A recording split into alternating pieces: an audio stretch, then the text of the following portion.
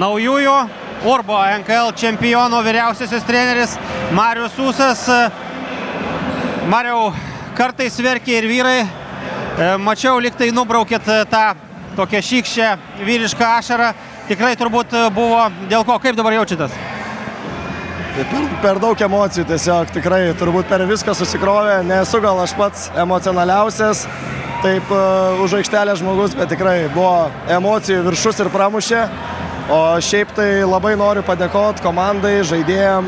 Tikrai žaidėjai, jie gali save vadinti čempionais, bet to labiau save vadinti brandžiai žmonėm. Jie suteikia man šansą, būnant 25-erių, beveik visi žaidėjai vyresni už mane. Ir tikrai jaučiau tą tikėjimą ir tą palaikymą viso sezono metu. Taip pat noriu padėkoti ir komandos vadovybei, kas, manau, irgi daug ką pasako, suteikdami šansą tokiam jaunam treneriui. Tai irgi, manau, daug ką pasako apie jų požiūrį.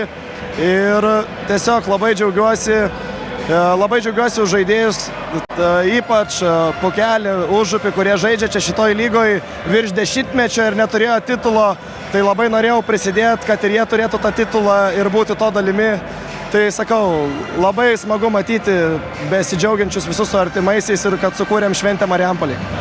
Jeigu rezumuotume visą finalo seriją, itin dramatiška, atkakli, ilga, kaip norime, galime apibūdinti, kuo buvot šiek tiek geresni už Klaipėdos komandą?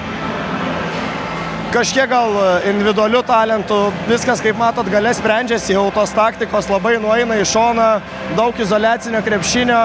Šiandien galą ištraukė tiek Tautvydas su Domu, buvo rungtynių, kur ir jie atrodė geriau pabaigose, tai viskas sprendėsi per vieną kitą ataką, o šiaip tai turbūt jau visiems nusibodus tą frazę čia girdėti tiek Eurolygos play-offuose, tiek nacionalinės krepšinio lygos play-offuose ar apskritai bet kur kitur. Tai viskas buvo apie kontaktą, tos 50-50 kamuolius ir smagu, kad galiai išlipom mes į tą pirmą vietą. Na, turbūt pats svarbiausias klausimas dabar. Koks šventimo planas, kokia taktika, kokia strategija? Tai baikit, čia ne manęs klausia, tai čia yra dėdžių, jie turi tų titulų, parodys man kaip švęsti jaunamą, tai aš laukiu pats.